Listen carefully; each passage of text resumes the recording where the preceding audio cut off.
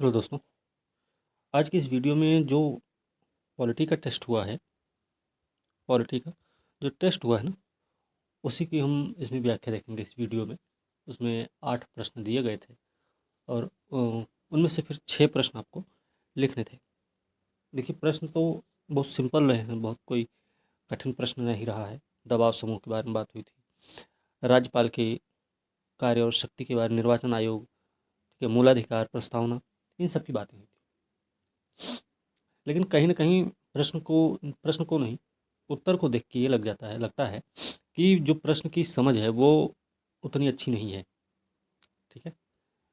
क्योंकि जहाँ पर मूलाधिकार का वर्णन पूछा गया है और उसके बाद अनुच्छेद 21 की न्यायिक व्याख्या वाली बात है, वहाँ पे आप लोगों ने पूरा का पूरा मूलाधिकार के अनुच्छेदों का वर्णन कर दिया है, जो कि सही नहीं है, सही तरीका नहीं है ये, ठीक है?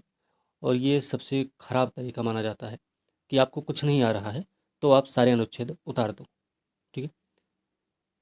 ऐसे में आपको थोड़ा इस बात का ध्यान रखना चाहिए कि आखिर प्रश्न पूछा गया है तो ये पूछा क्यों गया है, तो इसे लिखा कैसे जाए।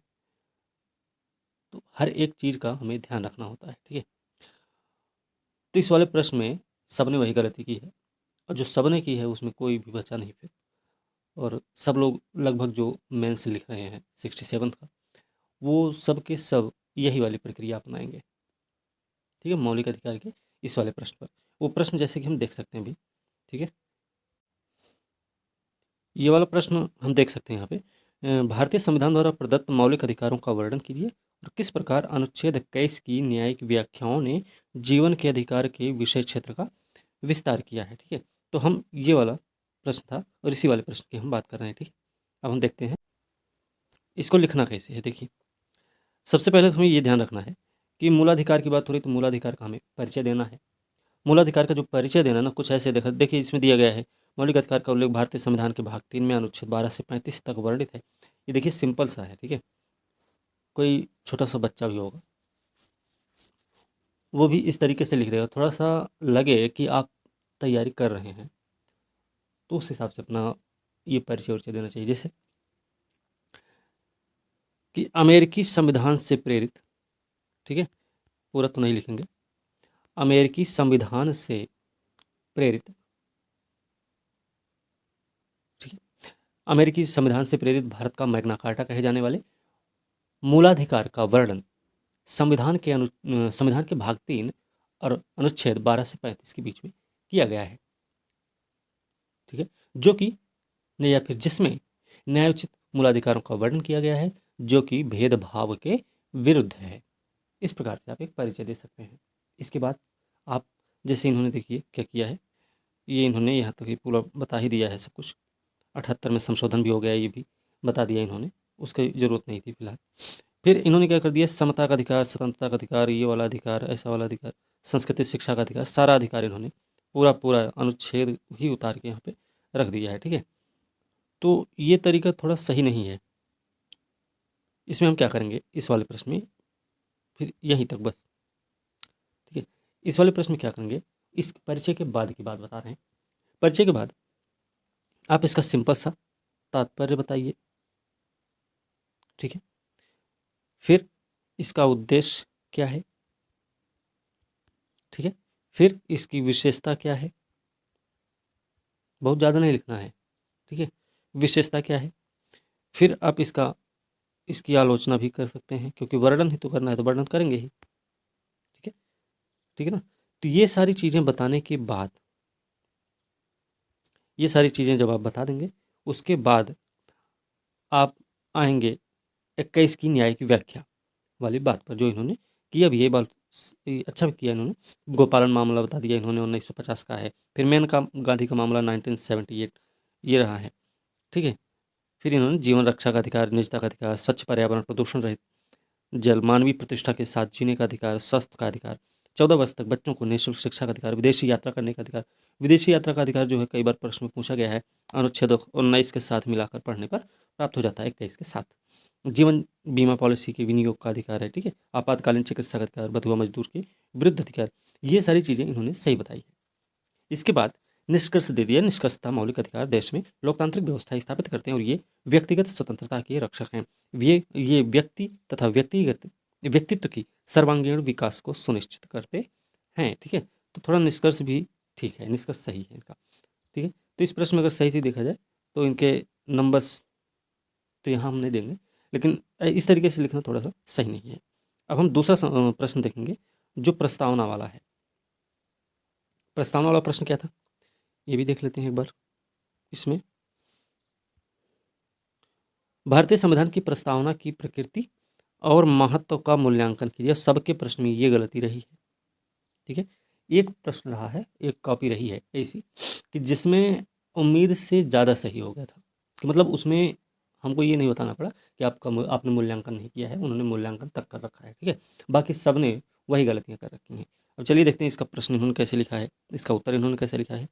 तो भारतीय संविधान की प्रस्तावना पंडित नेहरू द्वारा प्रारूपित और संविधान सभा द्वारा स्वीकृत उद्देश्य प्रस्ताव पर आधारित है। देखिए यहाँ पे ये जो परिचय इन्होंने लिखा ना, ये थोड़ा सा सही नहीं है। ठीक है, इसका आप इस तरीके से बता सकते थे कि 13 दिसंबर, नहीं ऐसे नहीं, संविधान के ढांचे और दर्शन से मिलते जुलते प्रारूप के आधार पर पंडित नेहरू द्वारा 13 दिसंबर 1946 को प्रस्तुत उद्देश्य प्रस्ताव 22 जनवरी 1947 को संविधान सभा के द्वारा प्रस्तावना के रूप में स्वीकृत किया गया या स्वीकृत किया गया। ठीक है, ये आपका परिचय हो जाएगा। उसके बाद अब ये आप आत्मा है, संविधान की आत्मा, अंदर संविधान के उद्देश्य आदर्श, ये सब नहीं बताएंगे तब भी चल जाएगा। लेकिन फिर आप आ जाएंगे जो प्रस्तावना है उसके प्रश्न में पूछा गया था कि प्रकृति और महत्व बताना। तो प्रकृति की बात इन्होंने कर दी, अधिकार का स्रोत है। प्रस्तावना कहता है कि भारत के लोग ही भारतीय संविधान का महान शक्ति हैं। ये देखिए, ये थोड़ा सा गड़बड़। ठीक है, प्रकृति में इन्होंने क्या होता है, संप्रभु, भारत को एक संप्रभु राज्य घोषित करता है। ठीक है, दूसरी चीज स्वतंत्र है, समाजवादी देश है, लोकतांत्रात्मक देश है, धर्मनिरपेक्ष छवि है, गणराज्य भी है। ठीक है, उद्देश्य, अब इसका देखिए न्याय की बात करते हैं। न्याय, इसमें 3 प्रकार के न्याय का उल्लेख है, सामाजिक, आर्थिक और राजनीतिक। समता की है। स्वतंत्रता इसमें 5 प्रकार की है, विचार, अभिव्यक्ति, विश्वास, धर्म और उपासना की स्वतंत्रता। बंधुत्व की भावना का विकास होना चाहिए। ठीक है, ये इसकी प्रकृति। औचित्य की बात करें, महत्व की बात कर ले तो ये प्रसिद्ध संविधान विशेषज्ञ N.A. पालकी वाला ने इसे संविधान का परिचय कहा था। ठीक है, ये इन्होंने ठीक कर दिया। महत्व भी इन्होंने बता दिया है, लेकिन ये महत्व यहाँ पे इन्होंने बताया तो ये इन्होंने इसमें यहाँ पे क्या दे दिया था, औचित्य का बात नहीं करना था। ठीक है, औचित्य की ज़रूरत यहाँ पे नहीं थी। चलिए, अब इसके आगे महत्व है। तो महत्व देखिए, प्रस्तावना संविधान का मूल्यांकन करता है या संविधान का आईना है।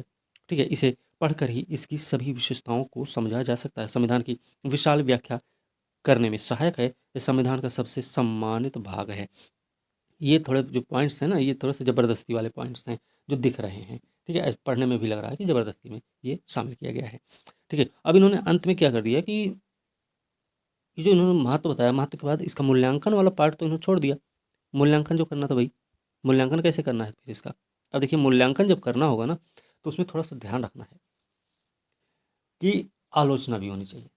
जैसे आलोचना क्या है, आलोचना नहीं करनी है, मूल्यांकन करना है। मूल्यांकन मतलब ये है कि ये कोई मतलब संविधान जो कोई शक्ति का स्रोत नहीं है और ना ही किसी की शक्ति पर ये पाबंदी लगाता है, प्रतिबंध लगाता है, कोई कुछ नहीं।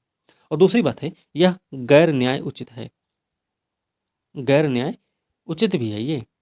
ठीक है, तो ये थोड़ा सा हो जाता है यहाँ पे मूल्यांकन के रूप में। ठीक है, इसके बाद आप अपना निष्कर्ष दे देते, ये निष्कर्ष इन्होंने दे रखा है। चलिए, निष्कर्ष तो ठीक ही ठाक है। अब राज्यपाल वाले प्रश्न पे चलते हैं। राज्यपाल वाला जो प्रश्न है, इसमें राज्यपाल वाले प्रश्न में कोई दिक्कत भी नहीं है इनके फिलहाल। राज्य के राज्यपाल संवैधानिक और कार्यपालिका प्रधान होते हैं। इसका वर्णन भारतीय संविधान के भाग 6 के अनुच्छेद 153 से 162 तक किया भी गया है। बात सही है। ठीक है, अब इनकी जो शक्तियाँ और कार्य हैं वो बताई गई हैं। कार्यपालिका संबंधित शक्ति क्या है, सही है, जो कुछ इन्होंने बताया शक्तियाँ ये सब सही हैं। शक्तियाँ भी ठीक है, शक्तियों में कोई कमी नहीं। इन्होंने विवेकाधीन शक्तियाँ, बिहार में भूमिका जो इन्होंने बताया वो भी इनका अच्छा रहा है। ठीक है, उदाहरण भी इन्होंने दे दिया है बढ़िया।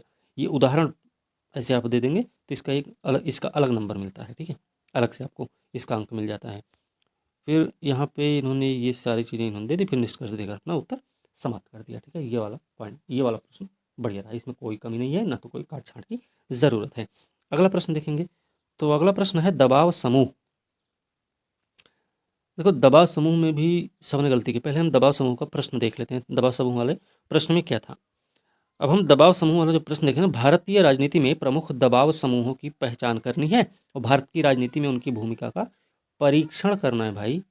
ठीक है, भूमिका ही नहीं बतानी है, परीक्षण भी करना है। तो परीक्षण कैसे होगा, अब चलिए हम उस पर चलते हैं।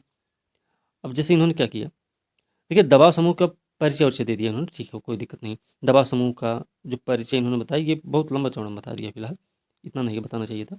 फिर दबाव समूह जो हैं वो कौन कौन से, देखिए दबाव समूह कई सारे हैं, आदिवासी संगठन, धार्मिक संगठन, छात्र संगठन, व्यवसाय संगठन, व्यापार संघ, जातीय समूह, कई सारे समूह हैं।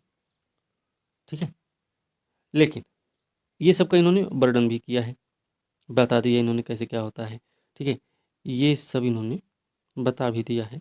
आदिवासी संगठन, फिर समूहों की भूमिका क्या होती है, ये भूमिका भी ठीक है, विभिन्न समुदायों की मांगों और हितों का प्रतिनिधित्व करते हैं। ये लोगों को राजनीतिक प्रक्रिया में भाग लेने के लिए प्रोत्साहित करते हैं। ठीक है, ये सारी चीज़ें इन्होंने सही की है। चलिए, प्रतिकूल परिस्थिति, भारत में एक कई दबाव समूह मुख्य रूप से असंवैधानिक पद्धतियों के माध्यम से सरकार को प्रभावित करने की कोशिश करते हैं, जैसे हमले, आंदोलन, हड़ताल, ये सब विशेष विरोध समर्थन के माध्यम से चुनाव को प्रभावित करते हैं। ठीक है, ये सारी चीज़ें इन्होंने थोड़ा ही सही बताया, पूरा पूरा पॉइंट इन्होंने नहीं दिया है। ठीक है, फिर निष्कर्ष दे दिया। अच्छा, इसमें शामिल क्या कर सकते हैं, अगर हम शामिल करने की बात करें ना, तो आप जैसे देखिए दबाव समूह का परिचय देना था, फिर उसके प्रकार, इसके प्रकार देखिए इन्होंने 4-5 बताए हैं। एक तो व्यापारिक दबाव समूह है, फिर किसान संगठन, छात्र संगठन, श्रमिक संगठन, गिन लीजिए कितना है, कर्मचारी संगठन, सांप्रदायिक संगठन, जनजातीय संगठन, अन्य दबाव समूह।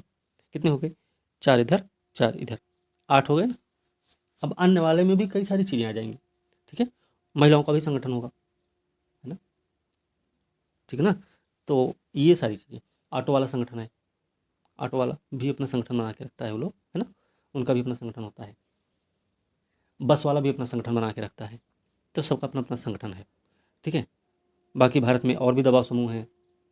ठीक है, चलिए, ये हो गया दबाव समूह। अब इसकी भूमिका के बारे में जब देखेंगे ना, तो जैसे नीतियों को प्रभावित करने में, ऐसे पॉइंट के अनुसार लिखना है, सरकार का ध्यान आकर्षित करने में, राजनीतिक जीवन को प्रभावित करने में, सरकार की मनमानी और निरंकुशता को सीमित करने में, राजनीतिक प्रक्रिया में भाग लेने में, हितों की रक्षा करने में, चुनावी घोषणा पत्र तैयार करवाने में, लोकतंत्र को मजबूत करने में भी इनकी भूमिका होती भैया। ठीक है, तो ये तो इनका हो गया, ये तो विशेषता टाइप में हो गया कि ये इनका होना ही चाहिए, ये तो होंगे ही, इनका ज़रूरत है, इनकी ज़रूरत है लोकतांत्रिक देश में। लेकिन अब इनकी आलोचना भी करनी है, क्योंकि परीक्षण करना है। जब तक आलोचना नहीं करेंगे तब तक आप परीक्षण नहीं कर सकते। तो परीक्षण कैसे होगा, आलोचना के रूप में अनुचित साधनों का उपयोग कर लेते हैं लोग, हितों को लेकर संघर्ष करने लगते हैं, वर्गीय जाति हितों के संरक्षक के तौर पर अपने आप को पेश करने लगते हैं, हिंसात्मक रवैया भी अपना लेते हैं। ठीक है, अब आप ये चीज़ बताकर इसका परीक्षण कर सकते हैं, इसके बाद आप अपना अंत में निष्कर्ष देकर उत्तर अपना समाप्त कर सकते हैं। ठीक है, इसमें देखिए हमने 15 नंबर दिए भी थे, ठीक है ना, किसी की कॉपी में। ठीक है, इसके अलावा फिर अगला प्रश्न जो होगा वो देखते हैं कौन सा इन्होंने प्रश्न लिखा है। अगला जो प्रश्न है निर्वाचन आयोग, इसमें कोई दिक्कत नहीं थी। निर्वाचन आयोग के बारे में जो प्रश्न था वो ये था, भारत के निर्वाचन आयोग की शक्ति, कार्यप्रणाली, स्वतंत्र निष्पक्ष चुनाव में इनकी भूमिका का परीक्षण करना था। तो यहाँ पे इन्होंने करा भी, ये बढ़िया किया है। इन्होंने पूरा कुछ सब कुछ बता दिया भारत निर्वाचन आयोग। पहले तो परिचय दे दिया इन्होंने, ठीक है, ये परिचय हो गया। फिर निर्वाचन आयोग की शक्ति और कार्यप्रणाली कैसे काम करते हैं ये लोग, ठीक है, ये सारी चीज़ें इन्होंने बता दी है। देखिए पॉइंट इसमें देख लें, अगर प्रशासनिक है, अर्धन्यायिक है, सलाहकारी, ऐसी इन्होंने बता रखा है। ठीक है, इसमें कोई दिक्कत नहीं है फिलहाल। जैसे कि अगर देख लें तो प्रशासनिक रूप में संसद के परिसीमन आयोग अधिनियम के आधार पर समस्त भारत में निर्वाचन क्षेत्रों के भूभाग का निर्धारण करना, समय समय पर निर्वाचक नामावली तैयार करना और सभी योग्य मतदाताओं को पंजीकृत करना, निर्वाचन की तिथि, समय, सारणी निर्धारित करना। ठीक है, राजनीतिक दलों को मान्यता प्रदान करना, उन्हें निर्वाचन चिन्ह आवंटित करना, निर्वाचन व्यवस्था से संबंधित विवादों के निपटारा हेतु अधिकारी नियुक्त करना, निर्वाचन के समय दलों और उम्मीदवारों के लिए आचार संहिता निर्मित करना।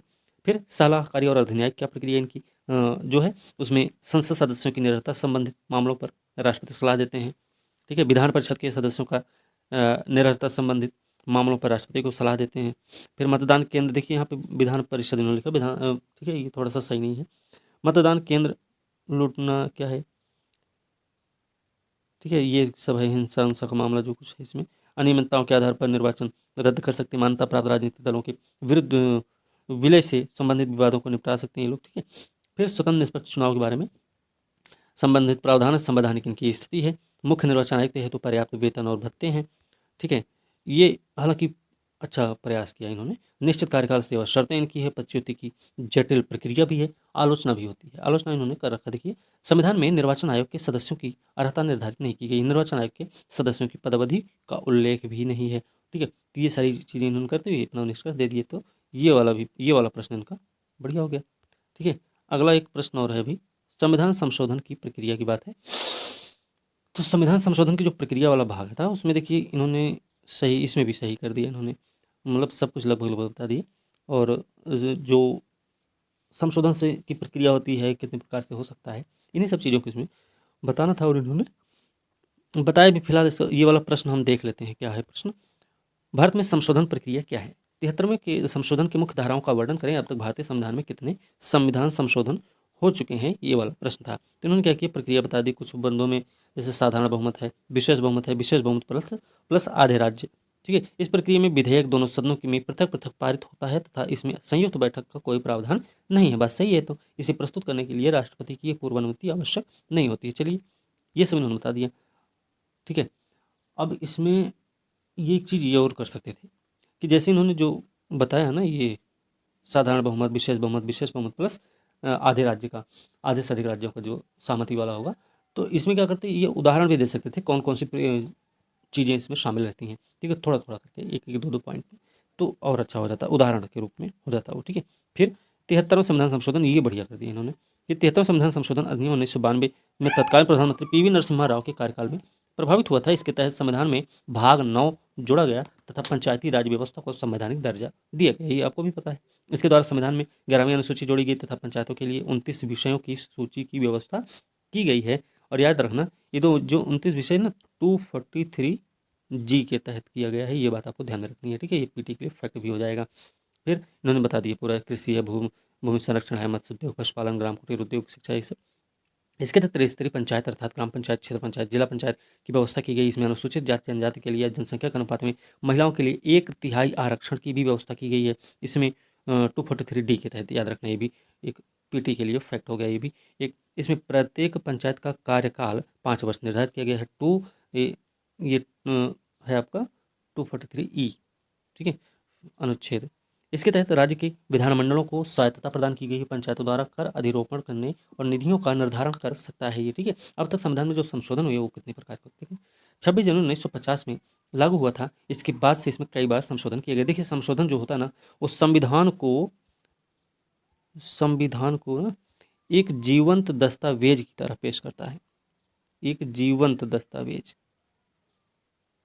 ठीक है, जीवंत दस्तावेज का मतलब है कि समय के अनुसार या मांग के जो जैसी आवश्यकताएं बढ़ती जाती हैं उसी अनुसार उसमें संशोधन किया जाता रहता है। ठीक है, और उसमें कुछ प्रावधानों को शामिल करते रहते हैं, प्रावधानों को हटाते भी रहते हैं, तो संशोधन जरूरी होता है। ठीक है, अभी तक देखिए 105 बार संशोधन हुआ है। ठीक है, ध्यान रखना, ये अक्टूबर 2021 की बात है। ठीक है, 105 संशोधन किए जा चुके हैं। अब पहला संशोधन देख लेंगे तो कौन हुआ है। वर्तमान में देखिए 115 और 117वां संशोधन तक हो चुका है। 115वां जो रहा वो जीएसटी से संबंधित है, एससी एसटी से संबंधित है। 117वां, ठीक है। अब निष्कर्ष भी इन्होंने दे दिए। फिलहाल ये इनकी पूरी कॉपी रही है, इसमें अब कोई दिक्कत नहीं। ठीक है, ये वाला हो गया आपका। अब एक और देख लेते हैं, क्योंकि 8 प्रश्न थे ना, तो 8 प्रश्नों में देख लेते हैं कौन कौन सा प्रश्न हो गया था इस वाली कॉपी में। तो देखिए, सबसे पहले तो दबाव समूह हो गया, निर्वाचन आयोग हो गया, संशोधन प्रक्रिया हो गई। ठीक है, 3 ये हो गए, और राज्यपाल की इधर शक्ति हो गई, संविधान प्रस्तावना हो गया, भारतीय संविधान द्वारा प्रदत्त मौलिक अधिकार भी हो गया। अब बीच में बचा है अभी 4 और 5, इसको भी थोड़ा देख लेते हैं कौन कौन किस कहाँ पे है। ठीक है, एक प्रश्न ये भी देख लेते हैं, भारतीय संविधान में न्यायिक सक्रियता एक नवीन धारणा है, विवेचना कीजिए। न्यायिक सक्रियता के पक्ष और विपक्ष में दिए गए तर्कों को स्पष्ट कीजिए। ठीक है, न्यायिक सक्रियता इन्होंने सबसे पहले परिचय दे दिया। नागरिकों के अधिकारों की रक्षा में न्यायपालिका की सक्रिय भूमिका को निर्धारित करता है, और न्यायिक सक्रियता के अंतर्गत सरकारी कार्यों, कार्यपालिका, विधायिका, न्यायपालिका तीनों के कार्य की व्याख्या इस आधार पर की जाती है कि क्या यह संविधान के प्रावधानों और संविधान की आत्मा से मेल खाता है या नहीं। न्यायिक सक्रियता की अवधारणा पहली बार अमेरिका में आई थी। ठीक है, भारत में सर्वोच्च न्यायालय और उच्च न्यायालय को किसी भी कानून की संवैधानिकता की जांच करने की शक्ति प्राप्त है, और यदि ऐसा कानून संविधान के प्रावधानों से असंगत पाया गया तो न्यायालय कानून को असंवैधानिक घोषित कर सकती है। ठीक है, फिर इसके बाद इन्होंने मूल रूप में क्या दिया, न्यायिक सक्रियता शब्द 1947 में इतिहासकार आर्थर स्लेसिंगर जूनियर द्वारा गढ़ा गया था। भारत में न्यायिक सक्रियता की नींव न्यायमूर्ति वी.आर. कृष्ण अय्यर, न्यायमूर्ति पी.एन. भगवती, न्यायमूर्ति ओचिन्नप्पा रेड्डी और न्यायमूर्ति डी देसाई ने